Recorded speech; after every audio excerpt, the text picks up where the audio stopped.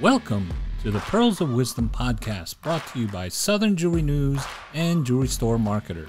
Hello, everyone. This is Guy with Jewelry Store Marketers here with another episode of the Pearls of Wisdom Jewelry podcast. And as always, we're here with the amazing Elisa Dillon of Southern Jewelry News.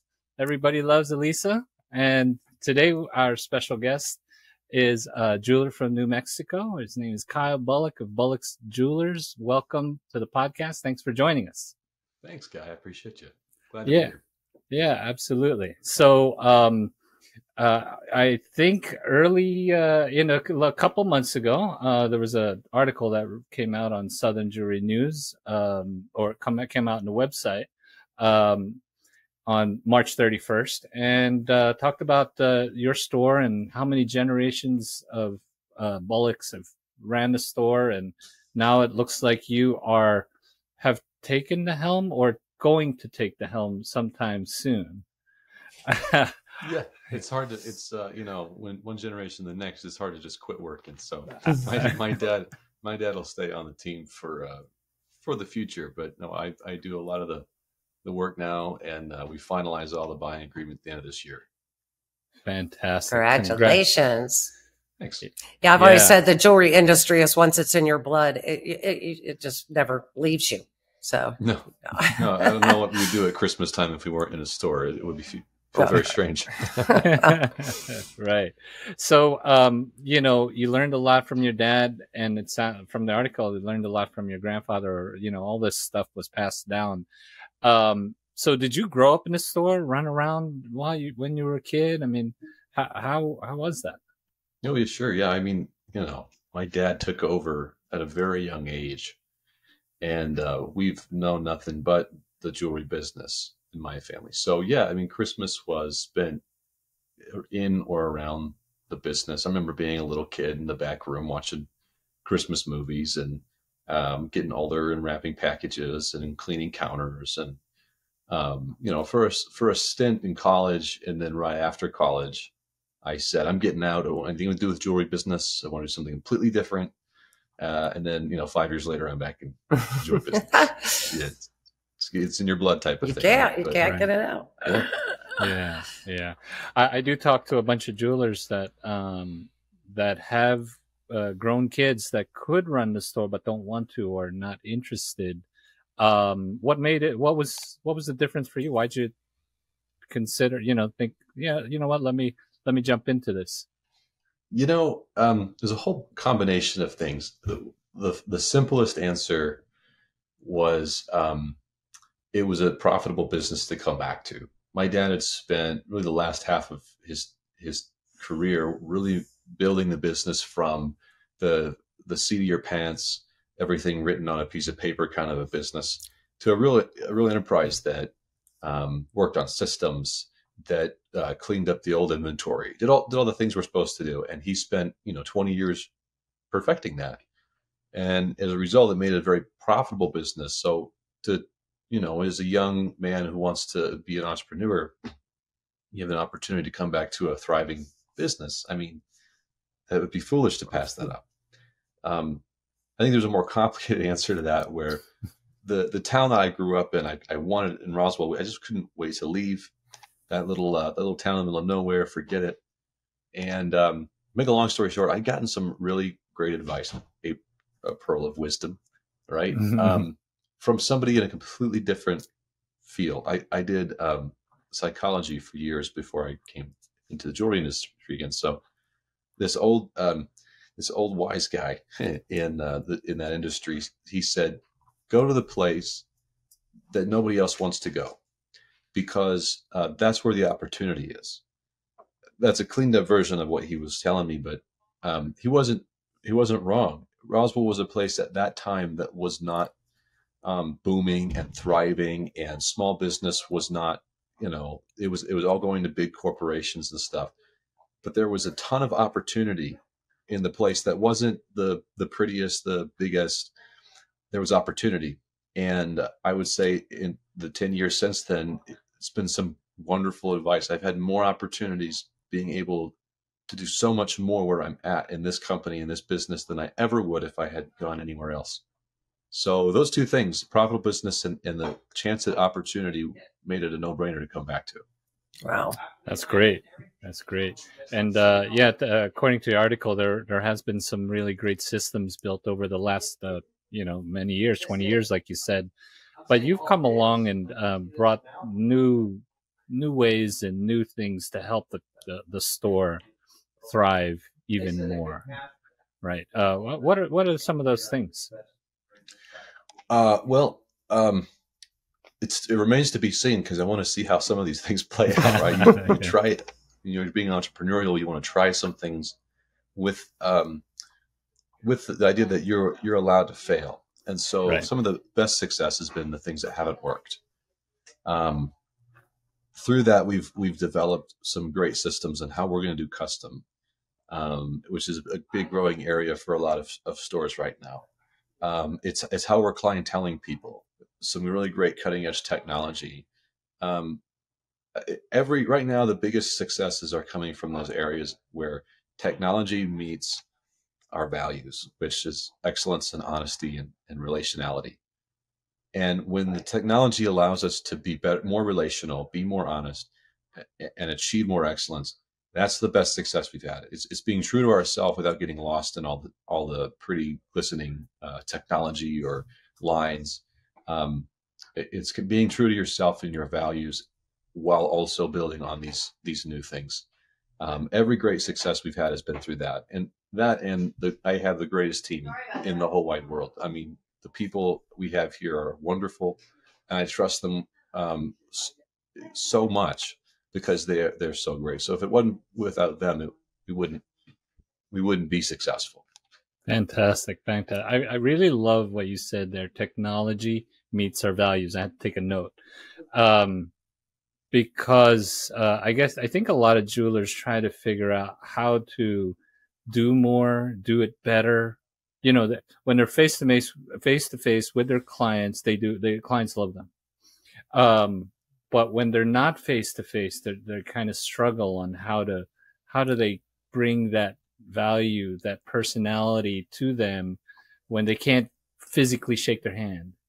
And what you just said, technology meets our values, and how you've taken that to continue on the relationship. That's really great. There are a lot of great technologies and a lot of great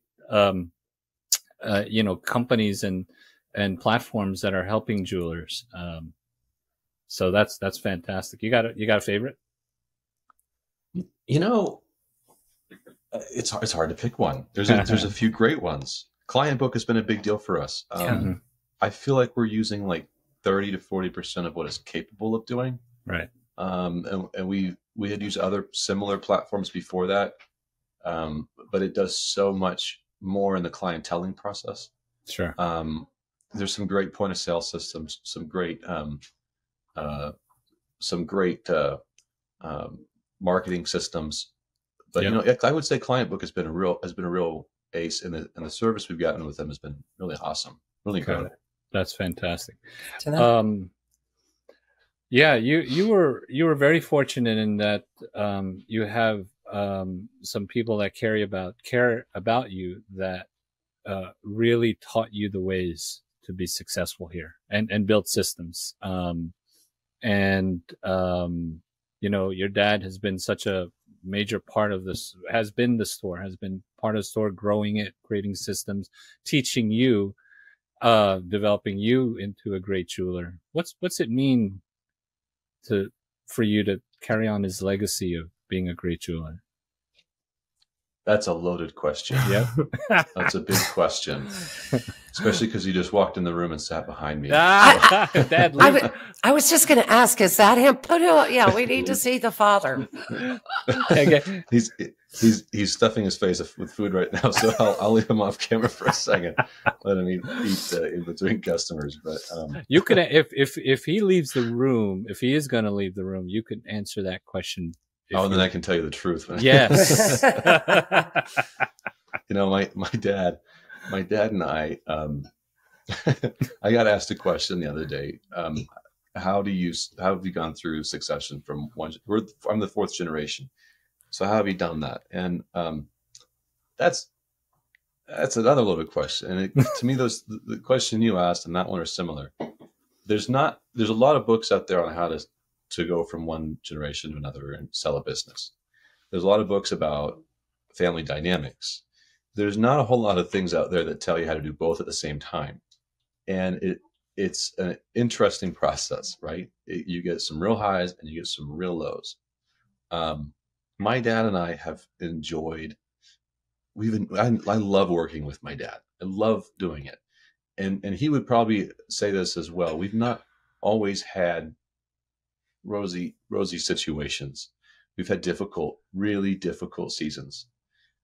There's a dedication that we have to each other as family first, and a trust for each other. And as we develop and grow that, it has grown to I love the time that we get to spend doing this, and I understand him better than I ever have in my life, because now I'm sitting in a similar position that he was sitting when I was growing up, where as a business owner, especially in this industry, there's not a whole lot of people who understand what's going through your brain at certain times of the year. I'm lucky enough to have one sitting right next to me who's done it for 45 plus years. Mm-hmm. And that's a humongous gift. So yeah, it's a loaded question. Yeah, we could point to tough seasons and hard times. Right. But that's all part of it. And embracing that's all part of it, It makes the rest really beautiful. Right. That's great. That's great. And you could tell us later what you really think. But yeah, when he's gone out of the room, I'll tell you the truth. Well, Kyle, do you find yourself, obviously you lean on your dad for a lot, but I mean, working together as a team, how often do you guys, you have to look over and he's still teaching you? Is that a daily thing? I mean, can you come up with one thing that recently you're like, after 40 years, he's still teaching me? Is there a standout moment or something like that you can recall? I can't think of there's always times where I'll find something that's odd that I haven't seen before, and he's seen it because he's done it for that long. But we were actually talking about this not long ago, that there's a new layer of learning that I'm getting from him. It's not textbook, and it's not here's what you should do. And I mean, I do get that at times, and there is the wisdom. It's mostly the countenance. I mean, I could point to some times where we maybe have had a hairy customer service situation where I'm like, what do I do about this? One of the big ones was COVID. I remember sitting in this office with nobody able to come in, and he and I looking at each other going like, what do we do? Yeah. This is new and scary. I can think of many moments like that where maybe we didn't have the answer, the textbook answer, but I could look at his countenance and know that A, I'm not alone, and B, over almost 100 years of business, we've seen some stuff, and we'll get through it. We'll get through it as family first. That is a lot of unspoken learning, where you learn from someone just by sitting next to them. And I can't put it to words beyond that, because when it's more like when you have a situation that freaks you out, that you're scared about, and you look over and he might be scared, but maybe not as trembling as you, because he's seen it before. Right. Yeah. You learn how to stay calm. That's awesome. You learn how to deal with people in tough times. Yeah. Right. That's good. It's nice to head into battle with someone you trust, someone you can rely on, that knows his stuff, and you may be nervous and you look over and they're like rock solid. And so that's amazing. That's awesome that you have that. Like you said, it is a gift, I think. And there are a lot of if there's some, if there are kids of jewelers listening here and they're not sure if they want to, carry on the family business and work in the store, what would you have to say for them to them? I mean, you said a lot, but what advice would you give to them? Boy, you've gotta love it, and it's gotta be. Jewelry was not my passion. I love jewelry. I enjoy making jewelry. I love people more. I love people the most. So I'm in a people business. And that's one of the things that brought me back to this. You got to find something that's true to you, and then become successful at it. And then you've got to want to be a business owner, and that may look very different than your previous generations. It should probably look different than previous generations. So for one, you've got to love it, and you've got to find something that you love about it.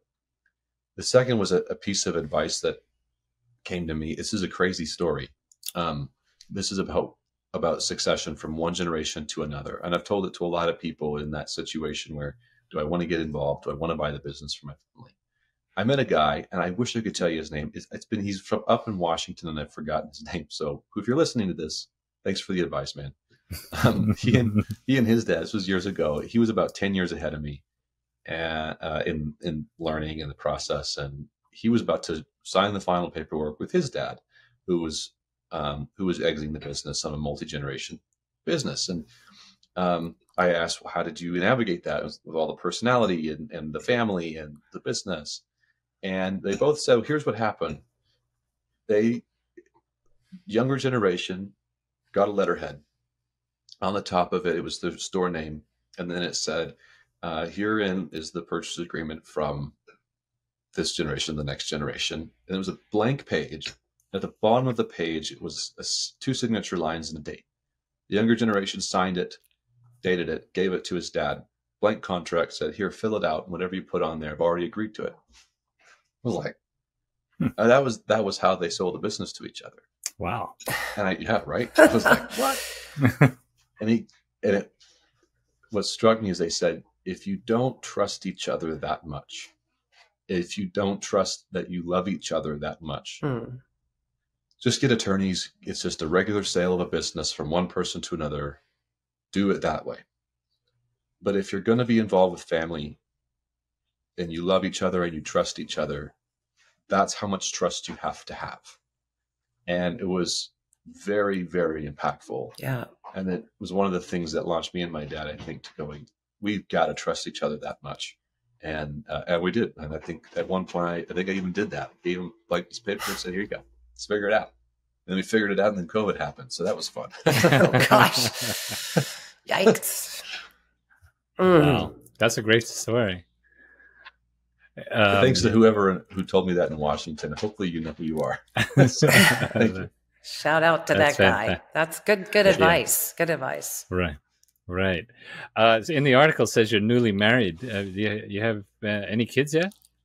I'm oldly married now. Oh, we just okay. hit 10 years. Yeah. Got this it. year. So I guess that puts me in the oldie married now. And yeah, you're a decade in. Yeah. And I've learned a lot, and I've not enough. Got it. Yeah. 2 great kids. 5 and 2. That's fantastic. Wow. I bring that up because my good friend Elisa here was just did not have a baby of her own. New grandma. And was that just yesterday, Elisa? Yeah. Yes. Monday. Well, very early Monday. Yeah. I am a grandmother. And I have 2 grown sons. So, started in this industry, when they were very young, as a matter of fact. So married, and, the greatest gift, I'm sure your father will tell you, is being a grandparent. It's wonderful. So he shout out to grandparents. Thank you, Guy. Yeah. Congratulations. He's beautiful. It's a good gig. You guys get a good gig. I mean, he sunk into that role pretty quick. Yeah, absolutely. Yeah. Hey, Kyle, looks like you, from the pictures from the store, from the social media, looks like you guys have a lot of fun over there. Yeah. What are some of the fun things you guys love to do? Besides feeding cheese and wine to your customers. But no, I love that idea. Yeah. Oh, it's wonderful. We're a tight knit group, man. We're family. And you want to be, because you're going to see a lot of these people more than you're going to see your own family sometimes. So you got to be. Longevity's helped and loyalty's helped. We're a simple crew. We sell really expensive stuff and we have cheap taste. So when you get a cake and you set it in the middle of the office and everybody gets a fork and eats out of it, we're very happy. There you go. We don't need much. Okay. That's fantastic. I was going to ask Kyle about attending shows and how you buy your inventory and things like that. Will you be going out to JCK, or what are buying groups or shows interest you the most? You know, that's a good question. I do travel every year, several times a year for shows. It's a love-hate relationship with shows, right? Um, I'll be attending probably IJO shows, sometimes RJO shows. I've gotten to where I like the Atlanta show a lot. I like the smaller shows. I really like shows that are focused on education and training. Um, you know, big shows like JCK it is exclusively buying, and you might get a good piece of advice here or there. You're not going to network very easily at something like that, right? Right. Because they're so big, it's overwhelming.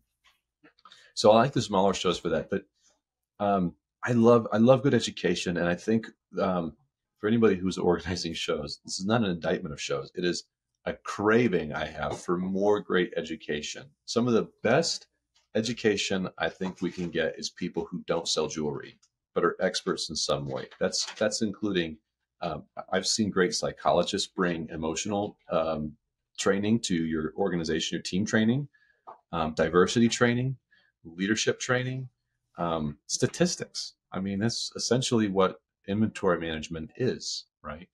So when we can come back with a nugget of information from something like a show, it's worth so much more than the jewelry on my shelf. And I think for a while, trade shows were not prioritizing education like that. It was sort of like the tag on. And so I've craved any opportunity I can do at a trade show that really focuses on education. And I found some really great in the small groups like through RJO and IJO, where you can network with people and have some think tanks and stuff like that. Yeah, and those groups are great. And Atlanta does a good job on it. You know, I'm on the board of directors of Atlanta, have been for many years. Obviously, Southern Jewelry News goes to a lot of those people. Shout out to, Cindy Chandler, her education programming that she's doing. Guy has been a speaker at AJS too. I agree with you. That's a really good advice on to let those listeners, know. And I'll tell you, Atlanta is one of those shows that I spoke at a few years ago. It was the first time I'd ever been there. Cindy had me out, and I really love the atmosphere. I love a lot of these shows that I named, but that one's it's a nice place. It's easy to go to, and it was a totally different group of jewelers than I ever met before, and I learned so much from completely different fields that I'm used to hanging out in. So I had a lovely time, and hopefully I'll get back there this year or next year. Yeah, great. That's great. Hey, you sing karaoke, Kyle? I mean, doesn't everybody after a few drinks? Perfect. We're gonna have to sing a song. The Atlanta crew they seem to like to doing the karaoke parties. So on Saturday night, yep. Yeah, Elisa and I has hit the mic a few times. So yes. So I'll happily do it, but not on a podcast. We don't need to record that. Of course. Hey, look at that. That's us. That's our picture. I'm sorry, Guy. I had to get that one out there. Was that me? I didn't recognize me. Yeah, I didn't recognize that was you. Yeah, no, we don't have any fun there. Yeah. So, shout out to the Atlanta Jewelry Show, which is coming up at the end of August. Yeah. And the education will begin on that Friday. Maybe you'll catch Kyle doing a seminar talking about succession or something. We'll see. Yeah. I think so. Yeah. Shout out Cindy Chandler. Yeah, exactly. Hey, Cindy, give me a call. Yeah. So, a lot of people might be listening and saying, "Oh, that's great. They have a great dynamic in the store. Have fun. Great crew. Kyle loves and trusts, and really everybody's great." But do you have any marketing secrets? Like what you guys do? Events? You got what's the thing that really brings the customers in for you? That's a great question. I'm actually in a season right now of really critiquing our marketing. So I feel a little weak in this, even though we get noticed for our ads. We did years ago. If you know Mike Bewley at Jewelry Ads at Work, we were one of the early adopters of stuff he did, and it was striking and funny, and still is. We still use it, and it. We've done it for so long that after, and we would just sort of stick with our regular stuff, and years go by, and you kind of get used to doing the same thing over and over again. And we never really got critical of our own marketing. So I'm kind of getting into a place right now. You asked me what's our marketing secret. You know, we had very identifiable ads, and we kept targeting the same people. And we didn't segment our markets. We didn't go after. We didn't put the right ads for the right people. We just sort of kept blanketing it out there like you used to many years ago. So now I'm taking an inventory, and I'm having people give me some feedback. And what I'm finding is we can improve by targeting our marketing in different ways, and using the same identifiable ads that was our brand and our image, but saying the right things to the right people. So I don't have any secrets. It's be willing to be critical of yourself and admit when things aren't working. I would say that we've been doing a good job in recent years of marketing, but since COVID, I've really gone, well, I think we need to be more critical of these things in independent arenas.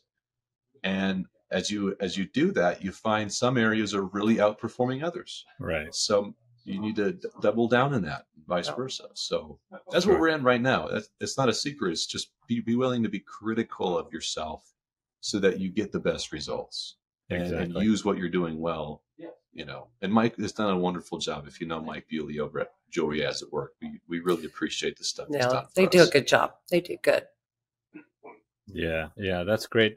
You know, keeping that personality, or really using it and showing people, I think that's really valuable. A lot of I think some jewelers get confused that they need to portray the luxury, the glitz and the glamour, you know, the beautiful couple with engagement ring. And I'm always giving the advice, like, who are you? I mean, are you, you know, what personality can you just put out there? Because that's your real identity. That's who you are. That's who they're going to meet when they walk in your store. I said, you know, use that, put it out there, put it on your website, you know. And I think that's really valuable. I'll add to that too. One thing that years ago hit me, and I want to be very mindful of, especially as a business owner, when it comes to marketing, diverse perspective is so valuable. Having thoughtful diversity, meaning the customers who walk through your door don't all look exactly like you, and don't all have the same background as you, and they don't all believe the same things you believe. So if you're going to talk to people who are different than you, ask people who are different than you how they like to be talked to. Mm-hmm. That's different generations and different ages. That's different races and genders. As a dude, there are things that I might say to a woman that just don't register to her. Here's an easy case in point that we as an industry have, I think, improved upon. We didn't think about the self-purchaser for years. We didn't think women could buy jewelry for themselves. So our ads were all to men saying, hey, you buy it for her, or hey, ladies, you ask your husband for permission. Well, she could buy it for herself if she wants to, right? Why not? Yeah. So I have a pretty diverse team. I have on my and I want diverse perspectives. And if they're not on the team, I go out looking for them. I'll bring ads to people. I'll say, what does this do for you?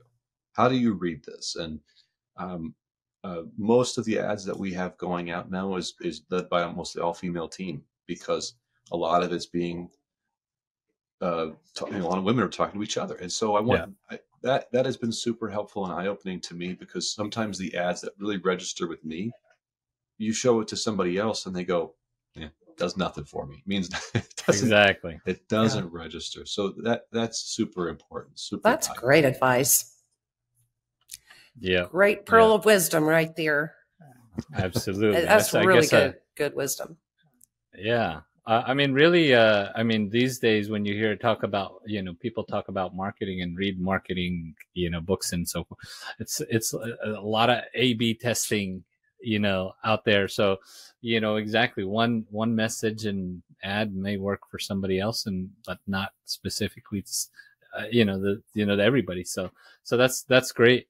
Fantastic. Yeah. So it, it seems like you guys have a great store in New Mexico. Tell us about your store. I mean, is it a big store? Well, so we got a couple thousand square feet of show floor. Yeah, and we really reimagined it in the last year or two because we want to introduce new lines. We want to introduce more interactive spaces. So it's always changing. Every couple of years, I like to change up the floor a little bit, keep it updated. Right. The store we turned 97 years this year, 97 years old. We've been in this location since the mid 50s. And then before that, we were a block north of here. So we haven't gone far, and hopefully don't plan to anytime soon. Yeah. And like I said, to me, it's the people who make this thing up. I've got a great team, usually 4 or 5 on the team. And I want it to be a place we enjoy being. And I hope if they were being interviewed right now, that's what they would say. Right. That's amazing. That's great.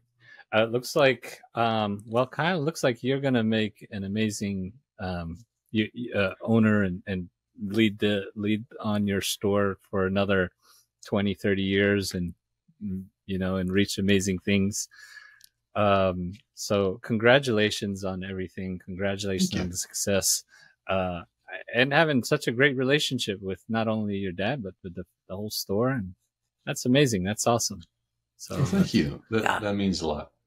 I think you're an inspiration to all the succession out there. It's very important. And I think you could speak upon that at the next trade show. So but a very important topic, and certainly enjoyed listening to it and getting to know you a little bit better. And I look forward to seeing you at one of the shows coming up soon. Meet you face to face.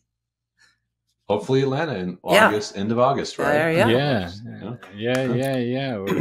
We're gonna grab a mic and have some fun or something. little karaoke. Yeah. Karaoke, whatever. We'll have some fun. So that's amazing. Congratulations. I think that was really awesome. Thank you for joining us here. Yeah. Thank you so much.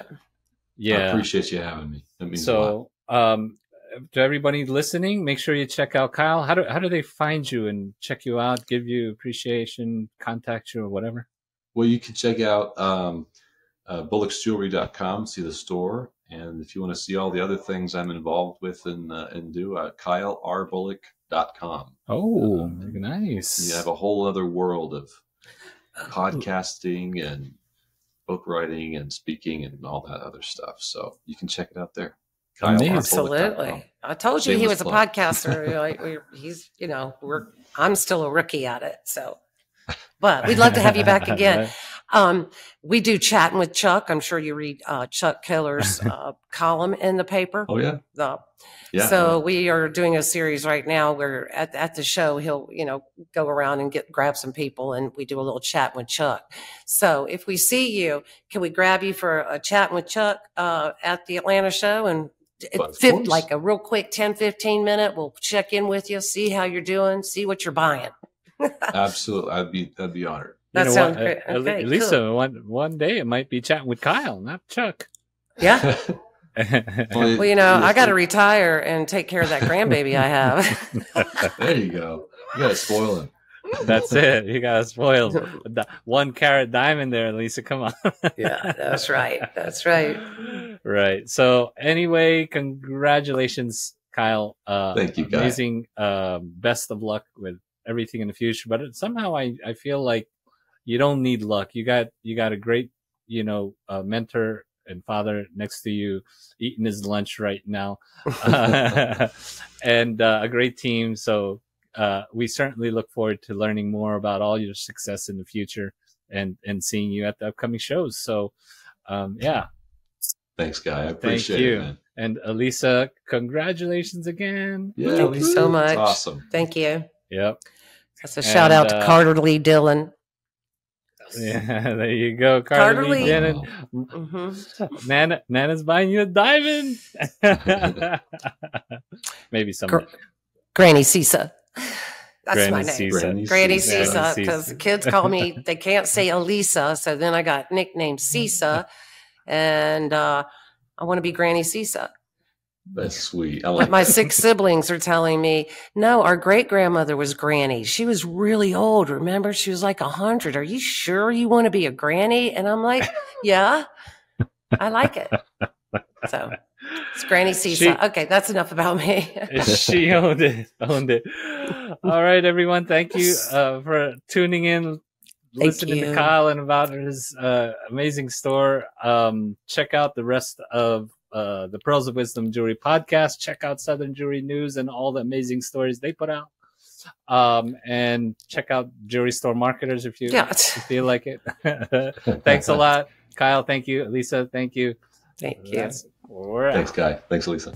Thanks for listening to the Pearls of Wisdom Jewelry podcast. For more information about the show, please visit southernjewelrynews.com/podcast, brought to you by Southern Jewelry News and Jewelry Store Marketers. Make sure to subscribe on your favorite podcast platform so you can catch the next show. See you then.